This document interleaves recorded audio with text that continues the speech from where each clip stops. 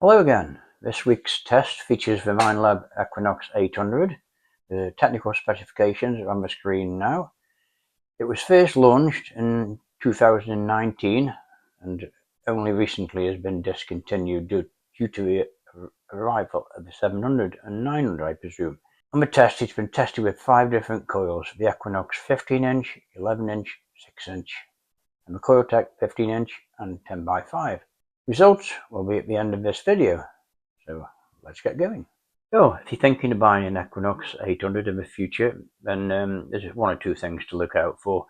The main thing is the lugs on the coil, they crack, so have a good look at those. Also, the arm cup tends to crack on some of the detectors, and the on off button, if it's very, very difficult to switch on, then leave it alone because it's on its way out. It can't be replaced. Well, let's just show you the settings I actually use. Switch it on there.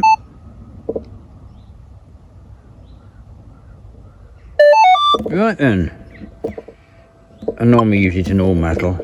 I use it on field 2. Noise cancel, it's on 0. I mean, I don't bother with that unless I'm getting interference from power lines or another detector. Ground balance, don't bother with. It doesn't seem to make any difference in most situations. If you're on an extremely mineralized site, I suppose it might do. Volume 25. Threshold 5. 50 tones, I use it on 5 normally, but I do whip across to 50 tones if I'm in the mood. Discrimination mode, just knock out 1 and 2, which is normally the coke, but it still comes through if you got it in all metal anyway. It's just on a lower tone. Sweep speed 7. I use it on 4. Use it on 7 and you start to lose things. It loses a serious amount of depth to start with, so 4's a nice average, but 3 or 5 is fine, I suppose. And there we go. I mean, you can use it in any of the modes you like. All of them do a different thing, really. Let's just demonstrate on a target. Right, let's go on to the hoard to start with. I'm on field 2 at the moment. That's the sort of tone you get. Field 2. Park 1. They all do roughly the same thing, it's just for some reason we see the targets differently. Park 2, which is very similar to field 2 really. Field 1, which I think most people use.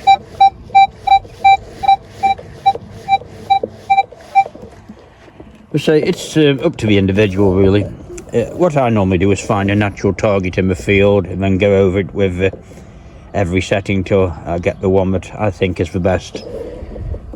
In which case I did that and I came up with field 2, but I say everybody uses it in a different way. It's an excellent detector. And off we go. First target, 20-inch long gold chain rolled into a ball. Comes in the coke range as it would with most Minelabs, and gold chain 5 inches long, 1 inch down, again same area. Fine silver earring, 1 inch deep.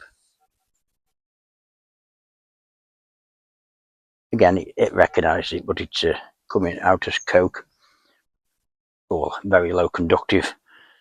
Fine anyway. It's a small Roman bronze. Low conductive cut quarter, 4 inches.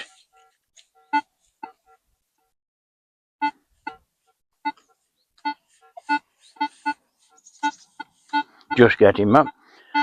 Small pewter button, 4 inches. 6 inches. 7 inches. 8 inches. Yep, see what the coke sounds like. There we are, the same as gold chains. Right, we'll go on to the 6-inch deep piece of galena, which will no doubt give the same signal as coke. But it does. 177 air rifle pellet, 4 inches. 5 inches.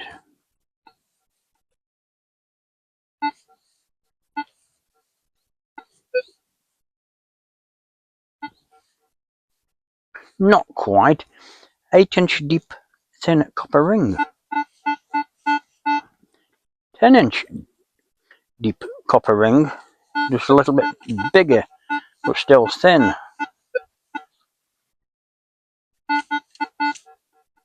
Jumping about a bit, but it's giving a nice signal there. Right, on to the discrimination and separation. That's an iron cord 2 pence.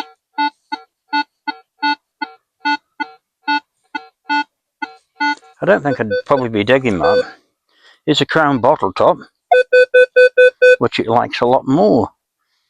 Weird how some of these detectors see iron cord coins and bottle tops. Right, we've got the 2 coins, 8 inches deep, 1 inch apart, high and low conductive. On the left is a spaniel.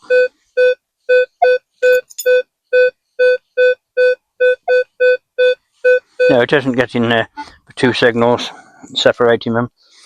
Same again, only 3 inches deep. So 3 inches deep, you can see it's seeing 2 signals. Ring pull and 20 pence. 20 pence. Exactly the same signal. Right, 3 inch deep, low and high conductive coins with a iron staple in the middle.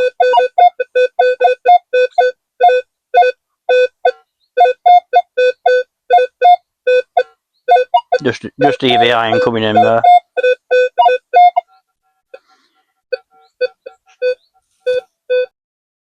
Next up, the low conductive coins, 5 pences. We won't bother with the shallow ones, we'll go straight in at 8 inches. 9 inches. 10 inches. 11 inches.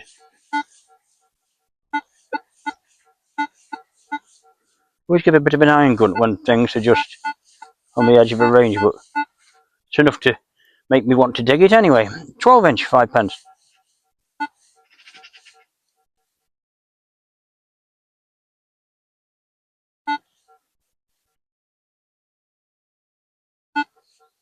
That one sort of beep, low beep, that's enough to make me dig anything like that with an Equinox, because you know it's going to be something. Right then, onto the coins on edge. We go straight in at the top with a 7 inch deep 5 pence on edge. And down the length.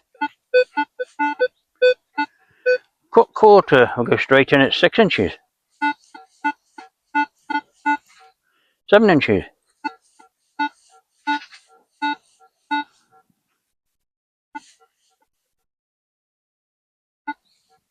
Yeah, the one-way signal with a low beep on this, it tells me it's non-ferrous, so that'll be coming out just on the edge of its ability there. Right, high conductive coins, we'll jump straight in with the Georgian apron at 10 inches. 11 inches.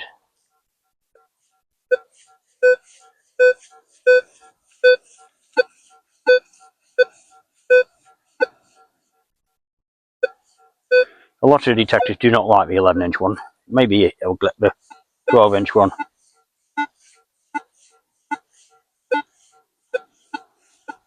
Not quite. Looks like it's 10 inches. Right then, cartwheel pennies. 12 inches. Wrong tone, but it's picking it up. 13 inches. 14 inches.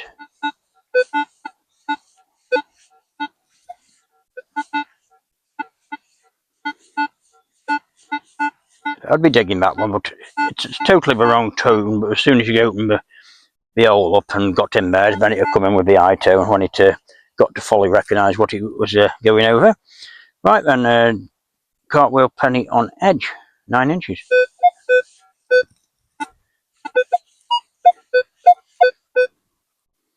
And Georgia 3rd halfpenny on edge, 8 inches.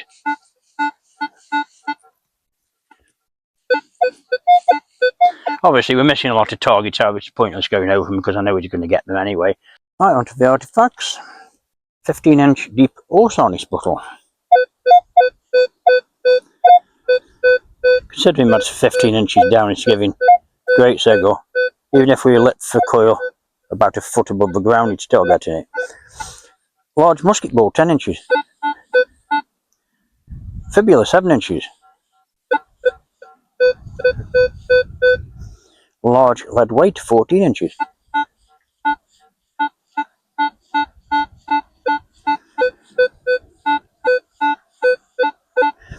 Thimble, 12 inches.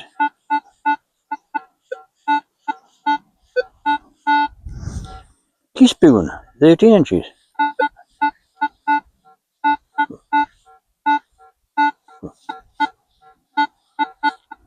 Small bottle, 10 inches.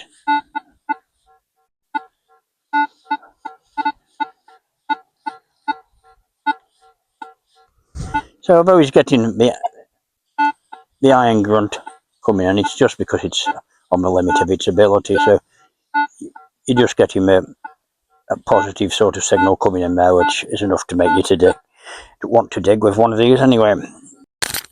Right, silver coins. Victorian threepenny bit, 6 inches.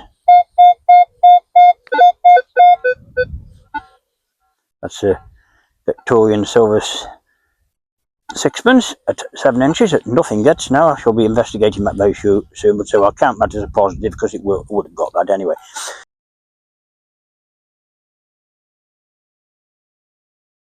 Victorian silver shilling, 8 inches. Edward I hammered penny, 6 inches. Hammered threepenny bit, Tudor, 8 inches. Silver threepenny bit, 8 inches. Sixpence, 9 inches. Shilling, 10 inches. As we go directly over target there, it's just nulling out really. But if we go to one side, picks up. Weird with some signals, although the coin is directly on there, it's picking it up there, but it's just strange. Florin, 12 inches, silver one. Half crown, 14 inches.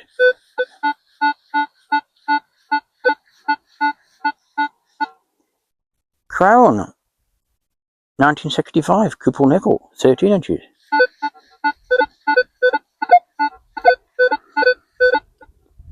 I mean, for instance, if it's half crown, it's getting it, but it's giving totally the wrong signal. So if you're going to be ignoring sort of certain numbers like people do, like not digging anything under 10 or that sort of thing, presuming it's going to be a piece of silver paper, a lot of the time the detector isn't quite sure, so it gives the wrong tone. It also gives the wrong tone ID. And you don't really know until you've dug it up, so it can be very dangerous detecting by numbers. Right, we'll finish off with the iron test and hoards. Oh, we've got the horseshoe at 6 inches. Iron bottle, 6 inches. 20 pence at 8 inches with 3 nails sitting on top of it. 20 pence, 8 inches, 3 nails, 4 inches above it. We'll get that. Right, knife blade, 2 inches down with 2 copper rivets sticking out of it. Oh, well, we'll just get the knife blade now, wander around, and it should get the 2 rivets.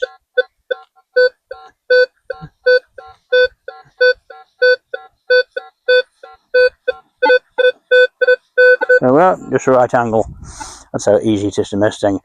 Large nail, 6 inches, 20 pence sitting on top of it.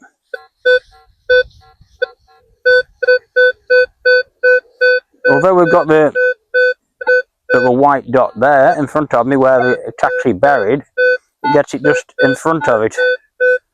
Right, half penny, 6 inches, Coke 1 inch, one on top of the other.